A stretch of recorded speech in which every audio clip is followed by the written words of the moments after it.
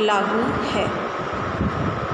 हालांकि अभी कोरोना जैसी बीमारी के देखते हुए ये नियम विकसित राष्ट्रों के अंदर ज़्यादा लागू हो रहा है, पर फिर भी हम इसे सापेक्षिक नियम के अंतर्गत ले सकते हैं। इसी के अलावा बैंकिंग और करेंसी के नियम हैं, ये भी सभी देशों में समान रूप से लागू नहीं होते हैं। नियमों पर समय, स्थान और परिस्थितियों का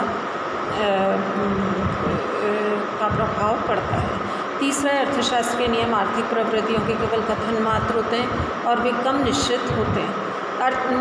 ये जो अर्थशास्त्र के नियम हैं ये हमारे आर्थिक प्राकृतिक नियमों की अपेक्षा कम निश्चित होते हैं। ये जैसे रसायन शास्त्र का नियम है कि एक भाग ऑक्सीजन और 2 भाग हाइड्रोजन के हम अगर एक निश्चित तापमान के ऊपर मिलाएंगे तो पानी बन जाएगा। तो ऐसी निश्चितता हमारे आर्थिक नियमों में नहीं है। एक नियम ये है अर्थशास्त्र का कि मनुष्य सदैव सस्ता माल खरीदता है। सदैव या सभी व्यक्तियों के साथ ऐसा नहीं होता है। जो देशभक्त है वो महंगा माल भी देश का अगर बना हुआ है तो उसे खरीदेगा, और जो देशभक्त नहीं है वो बाहर से भी महंगा माल खरीद लेगा। तो ये बहुत निश्चित नहीं होते हैं। चौथा है अर्थशास्त्र के नियमों में प्राकृतिक नियमों के समान परिमाणात्मक शुद्धता नहीं होती है। जिस तरह से यह है कि किसी भी चीज़ को ऊपर से फेंका जाएगा तो वो ज़मीन पर आकर गिरेगी, गुरुत्वाकर्षण का नियम है, वो जितना शुद्ध है या परिमाणात्मक रूप से जितना सही है उतना सही हमारे अर्थशास्त्र के नियम नहीं हो सकते हैं। अर्थशास्त्र के नियम गुणात्मक होते हैं, ये परिमाणात्मक नहीं होते हैं। आर्थिक नियमों और प्राकृतिक नियमों में इन भिन्नताओं के कारण क्या हैं? तो सबसे पहला कारण इसका ये है कि अर्थशास्त्र सजीव और चंचल मानव व्यवहार का अध्ययन करता है, जबकि प्राकृतिक विज्ञानों का अध्ययन सामग्रिक जड़ पदार्थ और निर्जीव प्राकृतिक साधन है। और क्योंकि मनुष्य स्वभाव से चंचल होता है और मनुष्य में सोचने विचारने की क्षमता होती है, इसलिए ये नियम हमारे इतने निश्चित नहीं होते हैं। जबकि जड़ पदार्थ या निर्जीव वस्तु का अध्ययन अगर हम करेंगे तो उस पर हमेशा हर जगह समान रूप से ही उसके परिणाम हमें देखने को मिलेंगे। दूसरा जो इनमें अंतर है, ये आर्थिक नियम हमारे कम निश्चित या अपूर्ण क्यों होते हैं, उसका कारण है कि आर्थिक नियमों का परीक्षण प्रयोगशाला में संभव नहीं होता है। जैसे जो भौतिक शास्त्र के नियम हैं उनको प्रयोगशाला के अंदर, या रसायन शास्त्र है उनको हम प्रयोगशाला के अंदर उनके परीक्षण को करते हैं, लेकिन हमारे मानव की प्रयोगशाला या हमारे अर्थशास्त्रीय प्रयोगशाला तो पूरा मानव समाज है।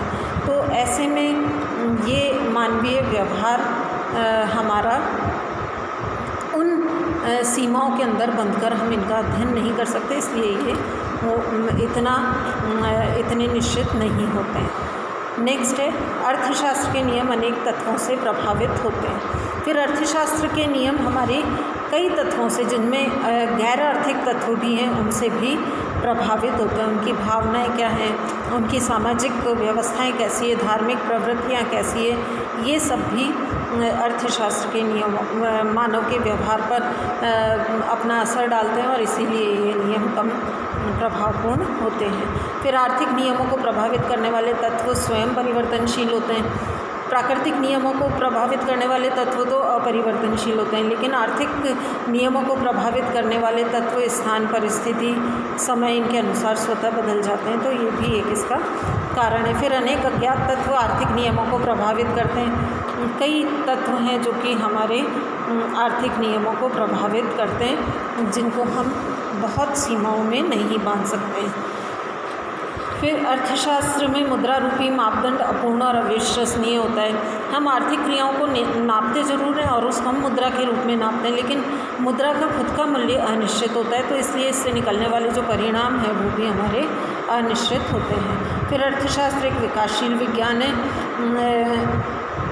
प्रोफेसर डर्बिन ने इसके बारे में कहा था कि आर्थिक घटनाओं को प्रभावित करने वाले वास्तविक तत्व की अभी तक पूर्ण खोज नहीं हो पाई है। तो हमारे पास में जो केवल नोन डाटा है, हम उसी के आधार पर भविष्यवाणियाँ करते हैं, जो कि अनिश्चित और कम निश्चित होती हैं। तो इस तरह से अगर हम देखें तो अर्थशास्त्र में कोई प्रवृत्ति ऐसी नहीं है जो गुरुत्वाकर्षण नियम की तरह निश्चित या अटल हो। इसलिए अर्थशास्त्र का कोई नियम ऐसा नहीं है जिसकी तुलना हम गुरुत्वाकर्षण नियम से कर सकें। तो क्या अर्थशास्त्र के नियमों की तुलना ज्वार भाटे से की जा सकती है? तो आर्थिक नियमों की प्रकृति के संदर्भ में मार्शल का ये कहना था कि हम इसकी तुलना गुरुत्वाकर्षण नियम से तो नहीं कर सकते हैं, लेकिन ज्वार भाटे से ज़रूर कर सकते हैं और संभवतः शब्द इसके साथ में जुड़ा हुआ रहता है। तो अब हम देखें कि अर्थशास्त्र एक निश्चित विज्ञान है या कला है। तो एक निश्चित विज्ञान अर्थशास्त्र हमारा है। इसके लिए कुछ तत्व हमारे पास में, जैसे अधिकांश आर्थिक नियम पूर्ण और निश्चित होते हैं। अर्थशास्त्र के नियम सामान्य और औसत रूप से लागू होते हैं। वैज्ञानिक नियमों की सत्यता भी मान्यताओं और शर्तों के ऊपर आधारित होती है कि हम किस तरह से किस वस्तु को उसका भार कितना ऊपर उछालेंगे तब वो किस स्पीड से नीचे गिरेगी। इसी तरह से हमारे अर्थशास्त्र भी कुछ मान्यताओं और शर्तों पर आधारित है।